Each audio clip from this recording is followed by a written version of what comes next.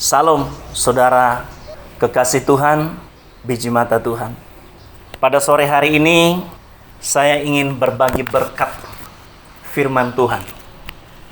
Jadi firman Tuhan itu adalah berkat. Bahkan sumber segala berkat, ada amin. Dengan tema fondasi iman.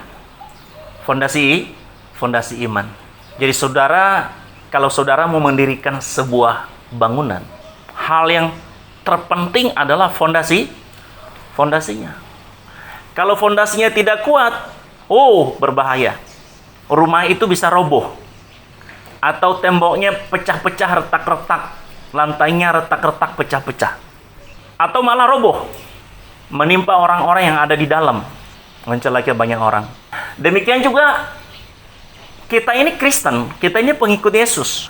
Tapi kalau fondasi iman kita nggak benar, tidak kokoh, kita malah bisa celaka. Bukannya kita selamat, bukannya kita diberkati, bukannya menjadi berkat, malah mengalami yang namanya malapetaka, musibah. Jadi oleh sebab itu harus punya fondasi iman itu, harus punya dudukan yang benar, harus ada pegangannya. Nah, yang pertama di sini fondasi iman yang berakibat malapetaka. Ya, itu dia. Ya, bagian pertama ini adalah fondasi iman yang berakibat malapetaka. Fondasi ini sangat rapuh, berakibat fatal dan mengakibatkan malapetaka. Contoh, seorang Kristen di masa kita sedang menghadapi malapetaka virus corona ini. Dengan iman yang rapuh, mengabaikan segala petunjuk kebijakan pemerintah. Saya rasa seorang dua orang anak Tuhan ada yang meninggal. Nah, saudara, fondasi ini sangat rapuh, ya. Fondasi iman yang mengakibatkan malapetaka. Satu, kejahatan dan dosa yang belum terselesaikan. Dia Kristen, dia pengikut Yesus, tapi tetap hidup dalam kejahatan dan dosa.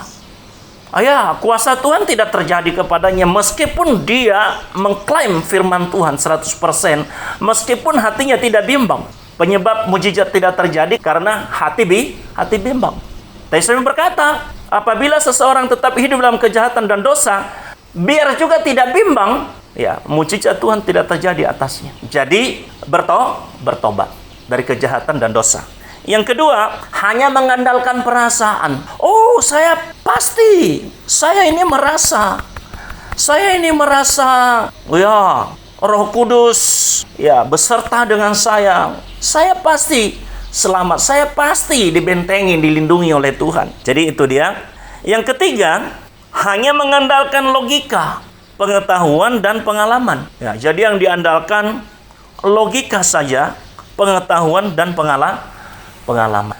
Saudara, tidak salah mengandalkan logika. Tapi saya pikir 1-2 orang dokter sekalipun yang memang berpengalaman dan punya keahlian terkapar. Ya, kita sudah lihat.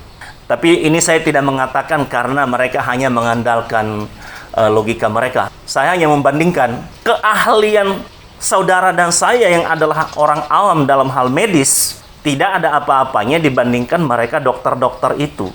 Tapi masih saja mereka bisa terinfeksi.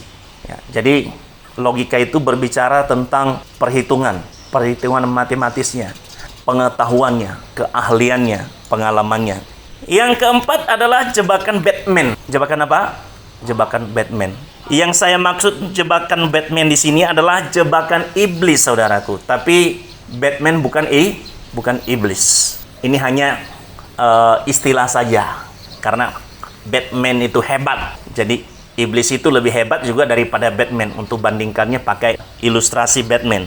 Tapi yang saya maksud di sini jebakan iblis. Kita melihat contoh. Iblis menjebak Yesus Kristus ketika Yesus Kristus justru sedang berpuasa 40 hari 40 malam di padang gurun. Ada 3 bentuk jebakan iblis kepada Yesus. Yang pertama, iblis menggoda Yesus supaya mengubah batu jadi roti. Bisa dilakukan oleh Yesus. Yesus pernah lakukan itu, tapi bukan dengan iblis, tapi dengan murid-muridnya. Ya, dalam hal makanan. Ya, iblis menjebak dia dalam hal makanan karena Yesus lagi lapar. Tapi puji Tuhan, Walaupun Yesus bisa melakukannya, walaupun itu baik, Yesus tidak mau menuruti apa yang merupakan kehendak iblis. Yang kedua, jebakan yang kedua, hal menjatuhkan diri dari bumbungan bait Allah. Ya, itu di dalam Matius ya, pasal 4 ayat 5 sampai 6. Yesus bisa melakukannya sehingga kakinya tidak terantuk pada batu, bisa. Tapi sekali lagi, Yesus tidak mau melakukannya meskipun bisa. Meskipun Yesus sanggup. Karena kenapa? Tidak satu titik pun Yesus mau melakukan kehendak iblis. Nah, itu kita harus contoh. Berarti ini berbicara tentang kuasa rohani, kuasa spiritual. Nah, ini juga kembali kepada kita hamba-hamba Tuhan, anak-anak Tuhan. Hati-hati dalam situasi seperti sekarang, kita bisa kena jebakan Batman. Ya, gengsi kita, harga diri kita sebagai orang-orang beriman bisa mematikan kita. Kamu kan hamba Tuhan, kamu kan orang percaya. Kan firman Tuhan berkata begini, di dalam Mazmur 91 malah ada ayatnya, ayat 5 sampai 7. Ya, kamu jangan takut kepada penyakit menular, kamu tidak akan mengalami malapetaka. Ada ayatnya, saudara. Hati-hati kalau itu dicemari oleh apa? Kesombongan, keangkuhan. Supaya orang bilang, dia kan hamba Tuhan, dia kan orang beriman. Ada kuasa Tuhan yang menyertainya. Betul. Jangan dicemari oleh keangkuhan, oleh kesombongan. Ini karena berbicara kuasa rohani. Kesombongan itu bukan miliknya anak-anak Tuhan. Kesombongan itu miliknya setan. Kesombongan itu miliknya iblis. Jadi jangan kita terpancing. Jangan kita terjebak dengan jebakan Batman, gitu ya. Dengan jebakan iblis. Jangan lakukan. Lalu kemudian dalam hal kerajaan dan kemegahan duniawi. Iblis membawa Yesus di gunung yang cukup tinggi dan memperlihatkan kepadanya seluruh kerajaan dunia serta kuasanya. Dan iblis berkata kepadanya, aku akan memberikan kepadamu itu semuanya apabila engkau menyembah aku. Saudara, Yesus tidak melakukannya. Itu memang misi iblis, supaya kita takluk dengan dia, supaya kita menyembah dia. Amin. Ya, jadi 3 hal itu. Yang pertama dalam hal makanan, dalam hal ekonomi. Jangan kita terjebak dengan cara apapun. Jangan kita terjebak. Itu anak Tuhan. Yang kedua, dalam hal kuasa rohani. Jangan kita terpancing. Nggak apa-apa, orang bilang kita tidak beriman, nggak apa-apa. Kita berhikmat saja. Lalu kemudian saudaraku yang dikasih oleh Tuhan kita Yesus Kristus, sekarang kita masuk kepada fondasi iman yang kokoh. Nah, ini yang penting. Fondasi apa? Fondasi iman yang kokoh. Fondasi iman yang kokoh menghadirkan kuasa Allah, kekuatan, keselamatan, pertolongan, berkat Tuhan, sukacita dari Allah. Diawali dengan pertobatan. Ya, diawali dengan pertobatan. Tinggalkan kejahatan, tinggalkan dosa, berbalik kepada Allah, terima Yesus, percaya Yesus, ikut Yesus sebagai Allah dan juru selamatmu. Kemudian dasari kehidupanmu pada setiap firman Tuhan. Saya mengajak kita membaca Matius pasal 7 ayat 24. Matius pasal 7 ayat 24 sampai ayat 27. Firman Tuhan berkata begini. Setiap orang yang mendengarkan perkataanku ini dan melakukannya, ia sama dengan orang yang bijaksana, yang mendirikan rumahnya di atas batu. Jadi perkataan Yesus itu adalah firman Tuhan. Jadi firman Tuhan itu adalah perkataan Yesus. Jadi orang yang mendengarkan perkataan Yesus itu adalah orang bijaksana. Kemudian turunlah hujan dan datanglah banjir, lalu angin melanda rumah itu. Tetapi rumah itu tidak rubuh, sebab didirikan di atas batu. Tetapi setiap orang yang mendengar perkataanku ini dan tidak melakukannya, ia sama dengan orang yang bodoh yang mendirikan rumahnya di atas pasir. Kemudian turunlah hujan dan datanglah banjir, lalu angin melanda rumah itu sehingga rubuhlah rumah itu dan hebatlah kerusakannya. Jadi orang-orang yang mendasari kehidupannya berdasarkan firman Tuhan, itulah fondasi iman yang benar. Itulah fondasi iman yang kokoh. Yang berikut berpegang pada ayat-ayat firman Tuhan yang bersifat khusus.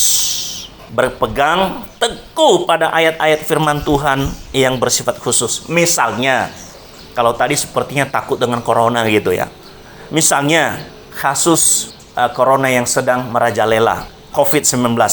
Ya, kita diberkati oleh banyak hamba Tuhan yang menyampaikan firman Tuhan berdasarkan Mazmur 91 ayat 1 sampai 16. Saya sangat diberkati oleh khotbah Pendeta Dr. Yusuf Roni. Dia membahas ini begitu mendalam dengan bahasa asli yang luar biasa.